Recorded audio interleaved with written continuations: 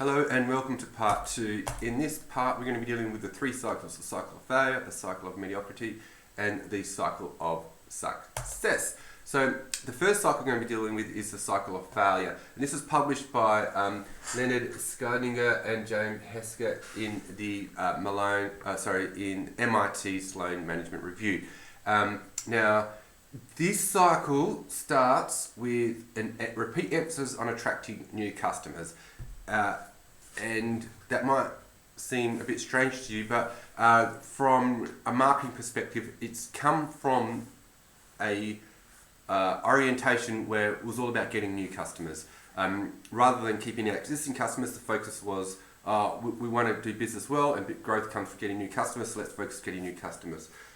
So there's a repeated emphasis on attracting new customers then, and this then leads to customer dissatisfaction, leads to no continuity in relationship with the customer, failure to develop customer loyalty, and then high customer turnover. So because you're losing your customers, you get a repeated emphasis on attracting new customers, and it goes around and around.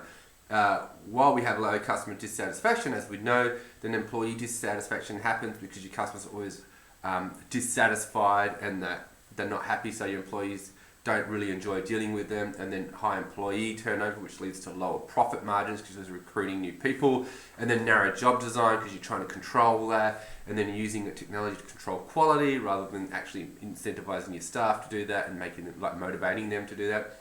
Then there's emphasis on rules rather than service, like a command and conquer approach, minimizing selection efforts, minimizing the training because you're not making very much money. Then employees become bored because they keep repeating the same thing, and it just goes around and around and around. It's just a cycle of failure. It's bad and it's toxic and it happens. The other one is so for the cycle of failure is the employee cycle of failure begins with a narrow design of jobs to accommodate a low skill level, an emphasis on rules rather than service, and the use of technology to control quality. A strategy of low wages is accompanied by minimal effort on selection and training, which really is important. Consequences include bored employees who lack the ability to respond to customer problems, they become dissatisfied, fail to engage, and they just don't want to be there. All right, now we have this model of service sabotage. So this was published research as well. You can look it up. I've got the, you can just search that on Google Scholar or through the University Library. Again, emphasising that the theories that I'm presenting to you come from published research, and I expect you to look these up and use them in your assignments, right? Not just these ones, but more.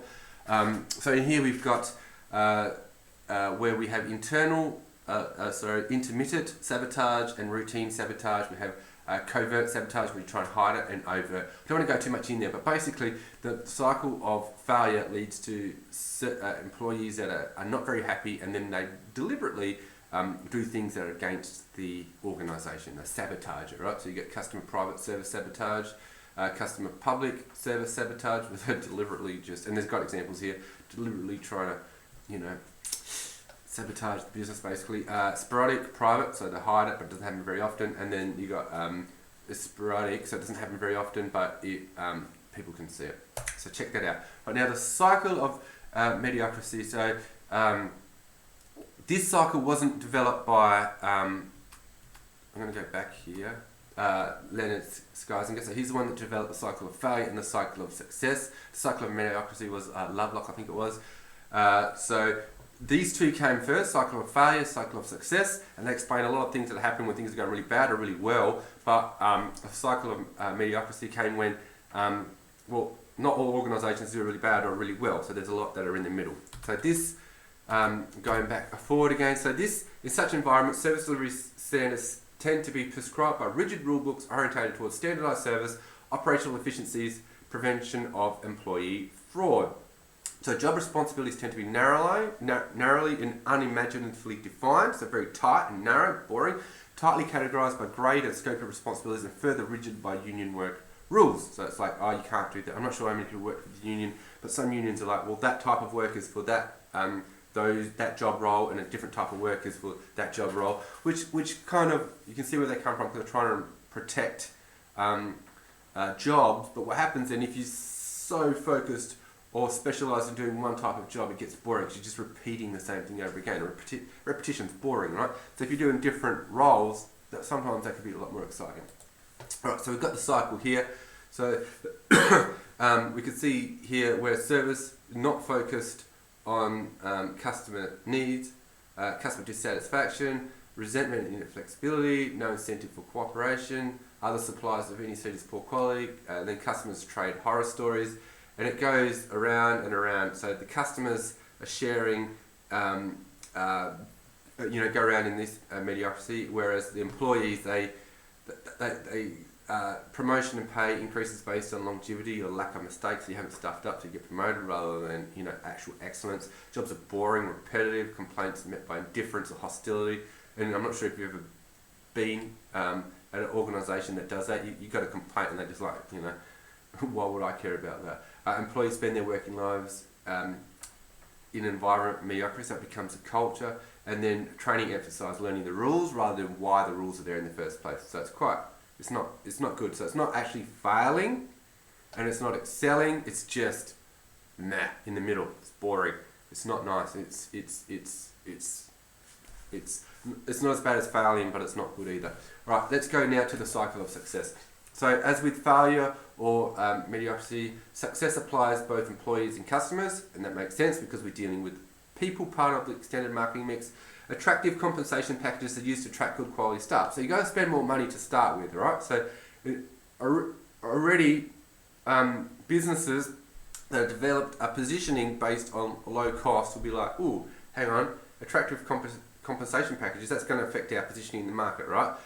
So that's going to be a concern. So this might involve a whole repositioning in the market. Broaden job designs accompanied by training and empowerment practices that allow frontline staff to control quality. And I really want to, so training can be expensive in some ways, but not as expensive as paying more people, right? So training is a really good way, and empowerment. I believe empowerment, and the research shows this, so we're going to talk about employee autonomy coming up. So you basically saying, look, you employ staff, so hopefully you get good staff, so you're employing competent staff to begin with. You go, look, I don't want to treat you like an idiot. I want to empower you to make your own decisions. So if they've got the power and the autonomy to make the decisions, they go, well,